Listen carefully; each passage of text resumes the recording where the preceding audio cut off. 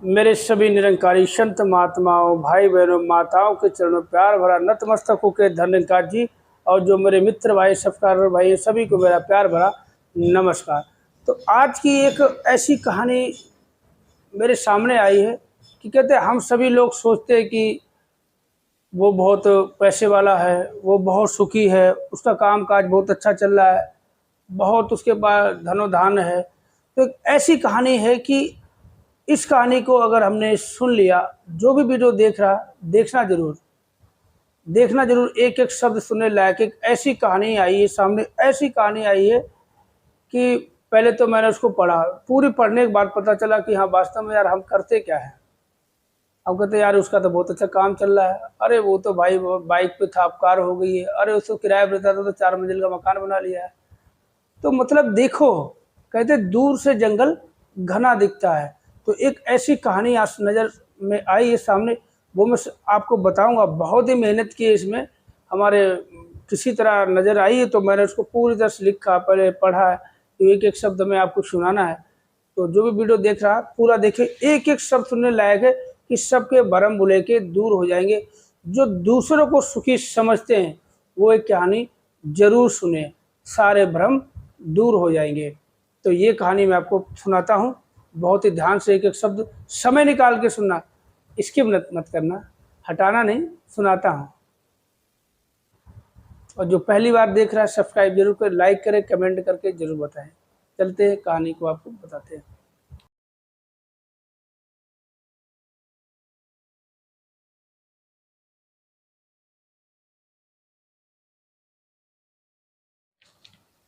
एक साधु किसी किसान के घर में भिक्षा मांगने जाता है। किसान की स्त्री घर में थी, उसने चने की रोटी बना रखी थी। किसान घर आया, उसने अपने बच्चों का मुख चूमा, स्त्री ने उनके हाथ पांव धुलाए, उसके बाद वह रोटी खाने बैठ गया। स्त्री ने एक मुट्ठी चना साधु को डाल दिया, साधु चना लेकर चल दिया। अब देखो, चल तो दिया, अब कैसे कैसे ख्याल आते हैं, बड़े ध्यान से सुनने वाली एक एक शब्द कि हम सभी को समझते वो ऐसा वो ऐसा। रास्ते में साधु सोचने लगा, देखो मन में क्या आता ख्याल, हमारा भी कोई जीवन है, दिन भर कुत्ते की तरह भीख मांगते फिरते हैं, फिर खुद ही बनाना पड़ता है।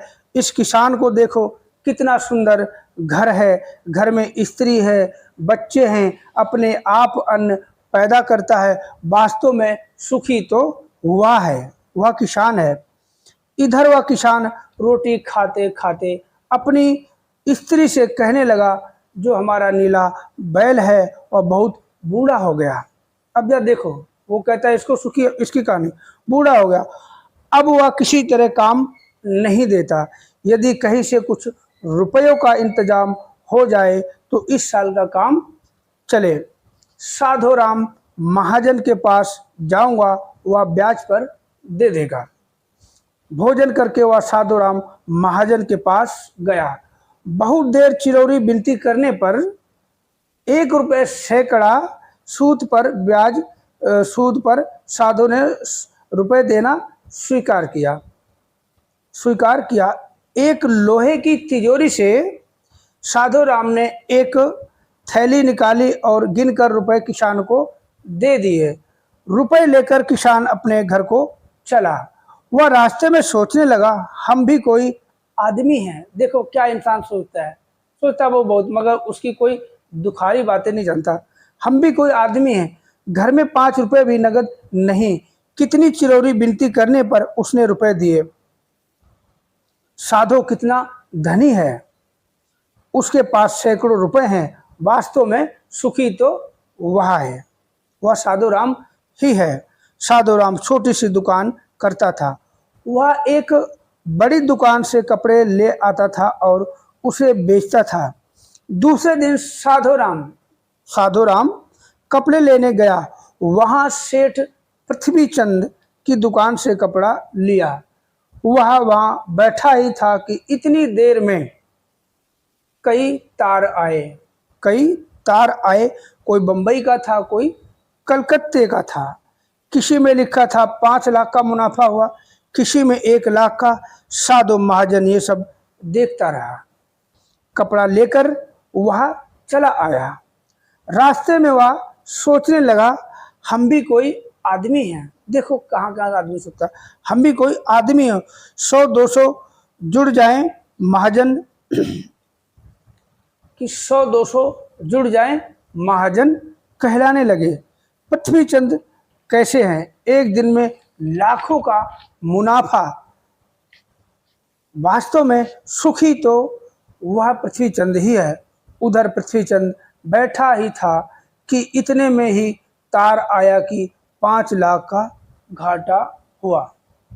वह बड़ी चिंता में था कि नौकर ने कहा, आज लाट साहब की राय बहादुर सेठ के यहाँ दावत है, आपको जाना है। मोटर तैयार है। पृथ्वीचंद मोटर पर चढ़कर राय बहादुर की कोठी पर चला गया। वहां सोने चांदी की कुर्सियां पड़ी थी। देखो सोने चांदी की कुर्सियां पड़ी थी। राय बहादुर जी से कलेक्टर, कमिश्नर सभी के सभी हाथ मिला रहे थे। बड़े बड़े सेठ खड़े थे। वहां पृथ्वीचंद सेठ को कौन पूछता, वे भी एक कुर्सी पर जाकर बैठ गया। लाट साहब आए, राय बहादुर से हाथ मिलाया, उनके साथ चाय पी और चले गए।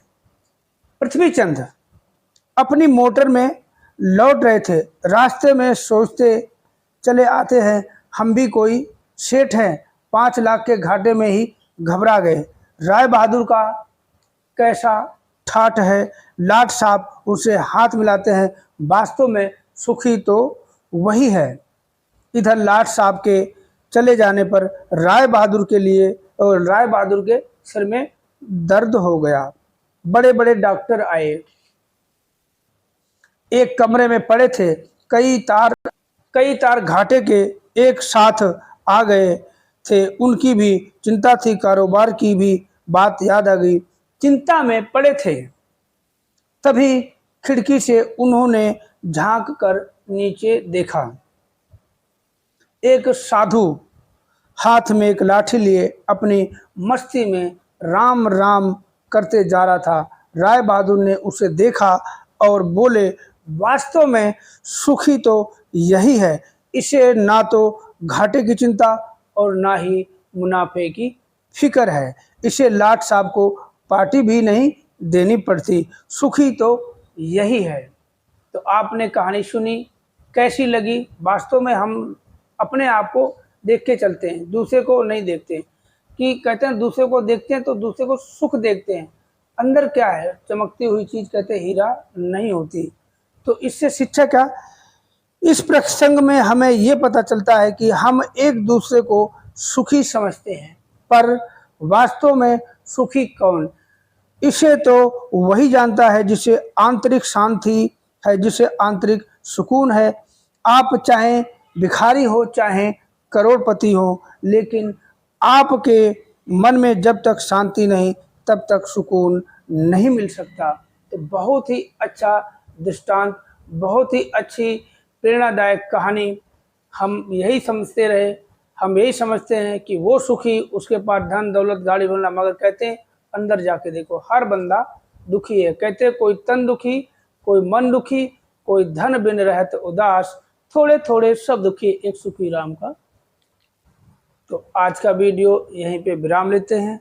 कहानी आपको कैसी लगी कमेंट करके ज़रूर बताना, क्योंकि कोई ना कोई टॉपिक चाहिए आप जी के सम्मुख आने के लिए। और ये अपने काम दिया, एक वीडियो हमने रोज़ डालना ही पड़ता है। बस इस सिंपल तरीके से डालता हूँ। आप जी लोग काफ़ी वीडियो हमने देखे, पसंद नहीं किए गए, क्या बात है, क्लिक ही नहीं होता। यूट्यूब खूब भेजता है लोगों के पास, मगर आप जी लोग क्लिक ही नहीं करते। हम कोई भूल भुलैया तो नहीं कर रहे हैं, कोई गलती हो में बख्श लेना। सभी संत महात्माओं माताओं को चरण प्यार भरा नतमस्तक होकर धन्यवाद जी। और भी जो मेरे मित्र भाई, सब्सक्राइबर भाई, सभी को मेरा प्यार भरा नमस्कार।